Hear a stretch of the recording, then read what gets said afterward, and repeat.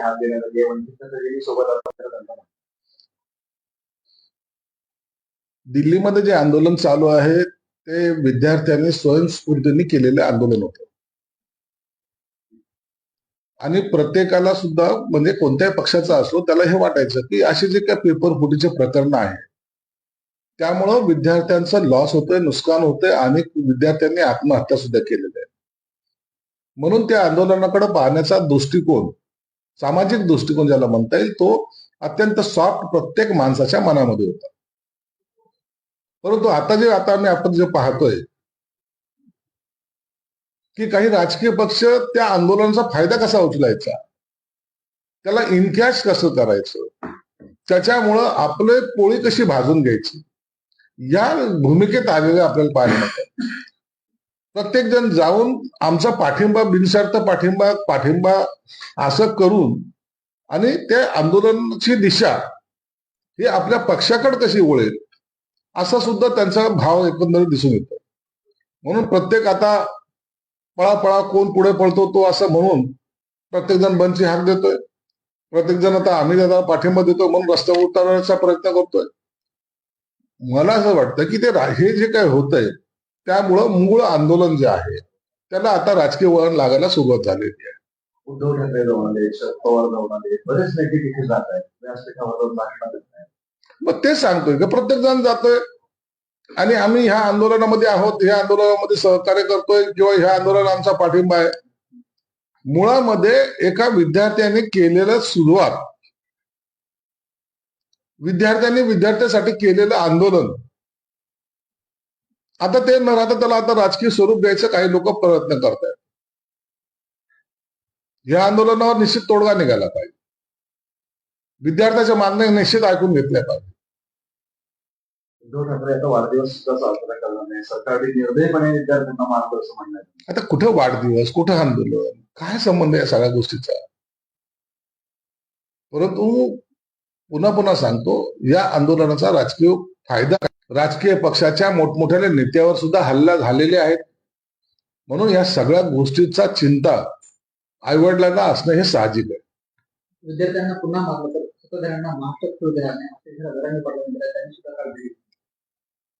तर बघा, विद्यार्थीवर झालेला लाठी हल्ला हा कोणत्याही पक्षाचा कार्यकर्ता असो का नेता असो त्याचं समर्थन करणार नाही. विद्यार्थी हे विद्यार्थी आहेत, त्यांच्याकडे पाहताना वेगळा दृष्टिकोन असला पाहिजे, हे सर्वच पक्षाची भूमिका आहे, सत्ताधारी असो का विरोधक असो. म्हणून झालेला प्रकार पुन्हा घडू नये याची काळजी निश्चित सरकार घेईल. उद्धव ठाकरे दिल्लीला तर जाऊन आले, राज ठाकरे मुंबईच्या रस्त्यावर उतरणार आहे, सोबत उद्धव ठाकरे उतरणार आहे विद्यार्थ्यांच्या समर्थनावर. आता लोकांना त्यांचा कंटाळा आलेला आहे, त्यांच्याकडे कोणी म्हणजे गांभीर्याने पाहत नाही. जिथं बोलायला पाहिजे तिथं मौन असतात, जिथं मौन पाहिजे तिथं बोलायला लागतात, हे त्यांचं वैशिष्ट्य राहिलं. आंदोलनाच्या अनुषंगाने पंतप्रधानांनी एक ट्विट केले, देशातील तरुणाचे हित, त्यांचे भविष्य ही आमच्यासाठी सर्वोच्च प्राथमिकता आहे आणि पेपरफुटी प्रकरणात द्यायचे हा संपूर्ण प्रकार फास्ट ट्रॅक न्यायालयात करण्यासाठी आम्ही तसे निर्देश करत होते. तरुण पिढीच्या भविष्याचे सर्वात नुकसान करत होते, त्याला तुम्ही संरक्षण बदल. राहुल गांधी आता बेताल वक्तव्य करायला सुरुवात करेल. पुन्हा त्याचा तो एक इव्हेंट शो सुरू होईल आता,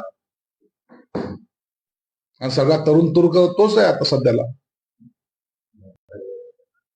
म्हणून त्याच्या ह्या सगळ्या ऍक्टिव्हिटीज, जसे तुम्ही स्वतःला पंतप्रधान म्हणून घेणारे लोक अशा पद्धतीने जर कायदे तुडवत असेल, पायदळी तुडवत असेल तर त्याला काय म्हणायचं? म्हणून अशा लोकांकडून लोकांच्या आता अपेक्षा राहिलेली नाहीये. हे फक्त आणि फक्त आपली प्रसिद्धी कशी वाढेल याकडे यांचं लक्ष आहे. सरडे, या सरड्यांना दुसरं काही काम नाही. मुंबई काँग्रेसकडून व्हिडिओ पोस्ट करण्यात आले, पोलिसांवर आरोप करण्यात आले.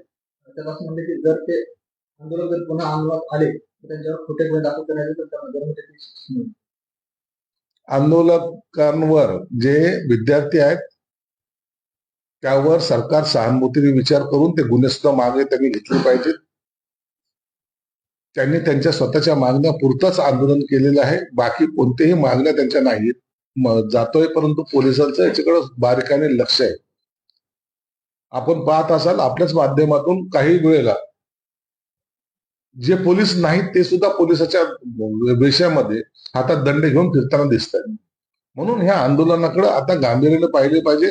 यामध्ये जर दुर्दैवी काही घटना घडली तर कार्यकर्त्यांना पकडून त्यांना धमकावत असल्याचं त्या व्हिडिओमध्ये दाखवले जात आहे. त्यामध्ये ते पोलीस म्हणत आहे की तुम्ही जर का इकडं परत आलात तर तुमच्या खिशात आम्ही 2 पावडर टाकू आणि तुम्हाला जामीन सुद्धा भेटणार नाही, तुमचं भविष्य पूर्णपणे बरबाद होईल.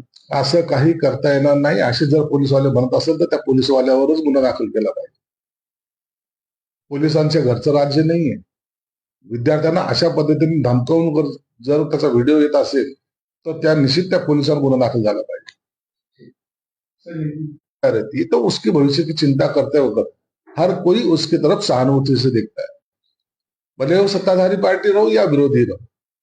ये सबको विद्यार्थियों के भविष्य के बारे में सोचना चाहिए. लेकिन राहुल गांधी आज के ये दौर में वो जो कर रहे हैं वो खुद की राजनीति कर रहे हैं, खुद को लोगों के सामने लाने की कोशिश कर रहे हैं. और ये राजनीति की भाषा अब वो आंदोलन भी नहीं चाहते. जाके वहां पाठिंबा देना, वहां कोई घोषणाबाजी करना और हम तुम्हारे साथ है ऐसा कह के अपनी जो रोटी भूनने की जो बात है वो राहुल गांधी कर रहे हैं. अभिजीत गित्ते ने अभी भी कहा है कि सरकार जो है एक तरीके से कॉकरोच जनता पार्टी को बदनाम कर रही है. जो पत्थर वाले ट्रक है और दिल्ली पुलिस ला रही है, बीजेपी के गुंडे उन पत्थरों से पथराव कर रहे हैं और सरकार कॉकरोच जनता पार्टी को बदनाम कर रही है. देखो ऐसी कोई अगर हरकत वहां हो रही होगी तो पुलिस जरूर, जो सरकार है, केंद्र सरकार है, वो उनके ऊपर कार्रवाई जरूर करेगी और इसके ऊपर निगरानी भी रखेगी. कोई भी विद्यार्थी को तकलीफ होना, या तो उसका सर फटना हो या तो उसकी जान जाना हो, ये सरकार के लिए भी ठीक नहीं है. इसलिए वो आंदोलन में कौन घुस रहा है, कौन देख रहा है, कौन को क्या कर रहा है, इसके ऊपर पुलिसों की कड़ी नजर है.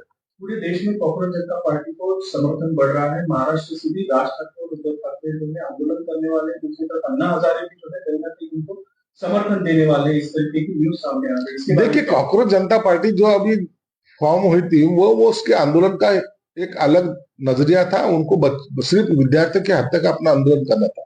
लेकिन बाकी जो पार्टी है वो अपने उल्लू सीधा करने के लिए उनको सपोर्ट में जाना चाहते हैं. हम भी है, हम भी है, हम भी है ऐसा करके वो आंदोलन को वो दिशा भटकाना चाहते और लाइन पे लेके जाना चाहते. और अपना बच्चा दिल्ली में आंदोलन कर रहा है, वहां जो घटना अभी घटती है नजर आ रही है, उसकी वजह से वो विचलित होना ये बहुत लाजमी बात है. माँ बाप है, आखिर मेरे बच्चे को कुछ ना हो, तकलीफ ना हो, या तो उसके ऊपर शांतिपूर्वक कैसा लाया जाए, ये देखने का काम पुलिसों ने कर